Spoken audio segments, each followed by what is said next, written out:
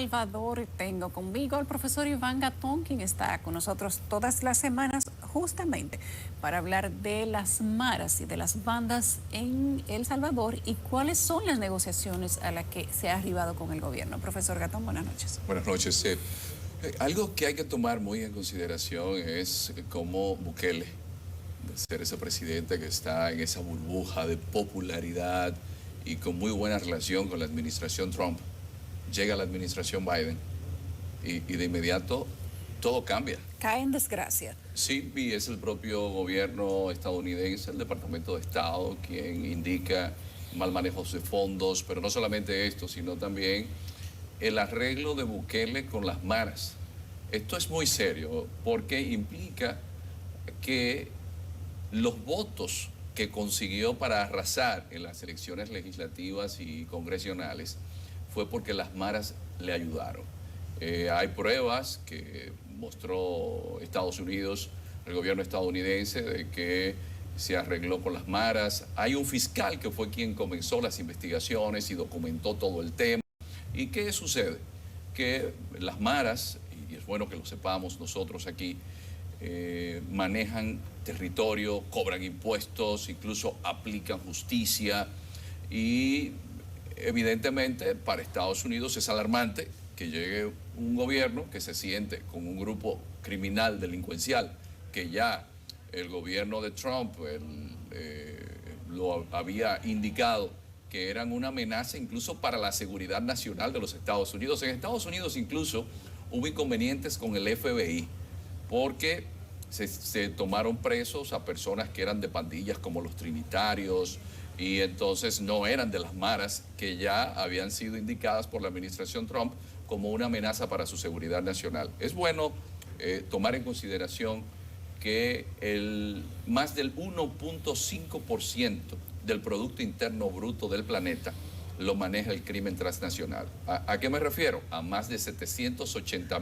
millones de dólares que los que manejan el negocio de las drogas, del tráfico de personas, y ahí están las maras. Por eso Estados Unidos está tan preocupado y es un tema que hay que verlo en toda la región, porque uno habla de las maras, por ejemplo, la MS-18 no es tan sofisticada como la MS-13, que va más a la extorsión, a los empresarios, pero ya no usan tatuajes. Estamos hablando que en El Salvador solamente hay 60.000 personas que pertenecen a las maras, pero ¿están las pandillas solamente en Centroamérica?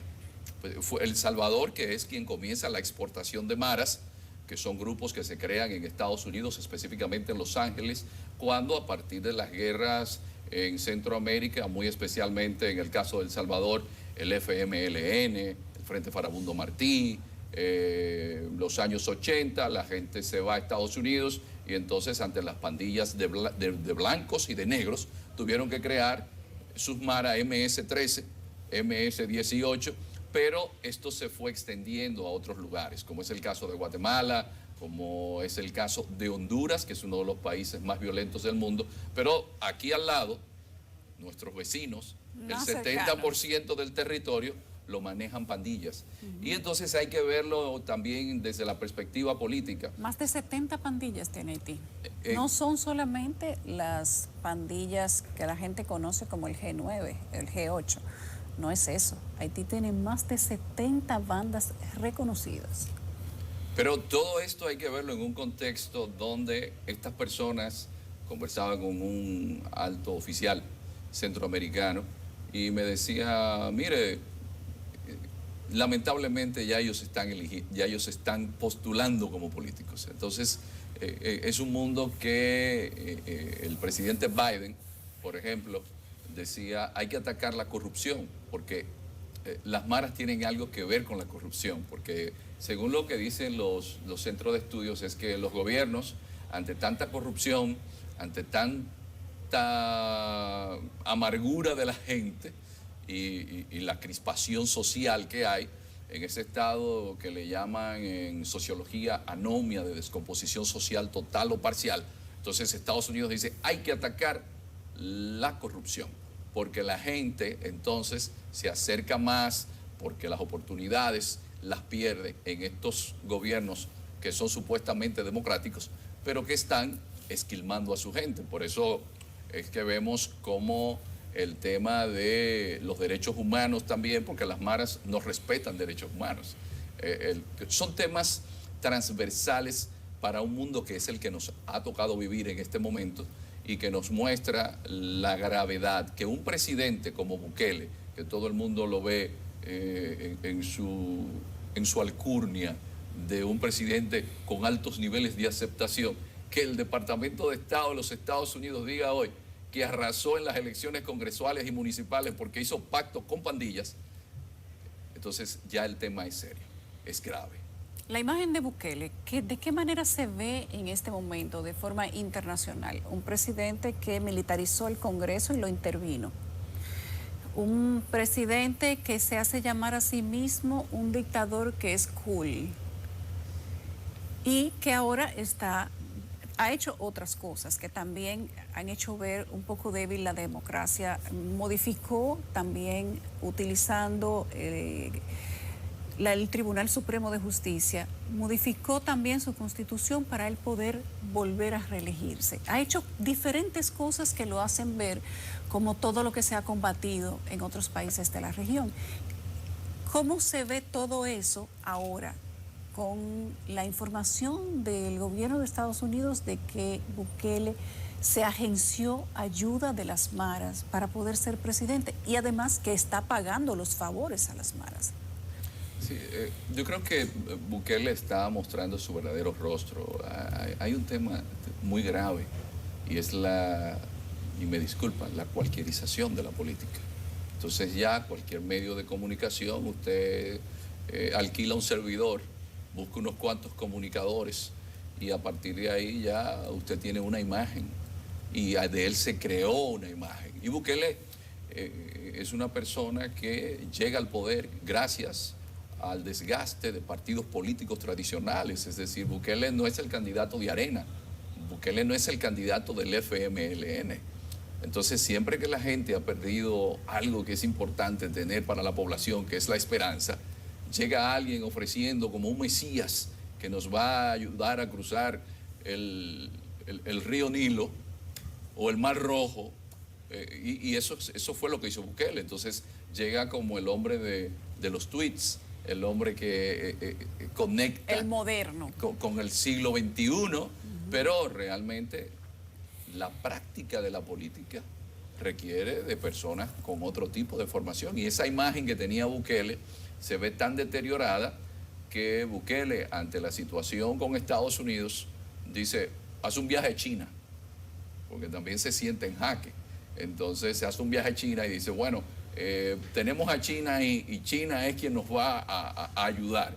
Pero realmente no va a poder porque evidentemente El Salvador, el 20% de su Producto Interno Bruto son las remesas. Y esas remesas vienen de Estados Unidos. Y el 20% es mucho dinero.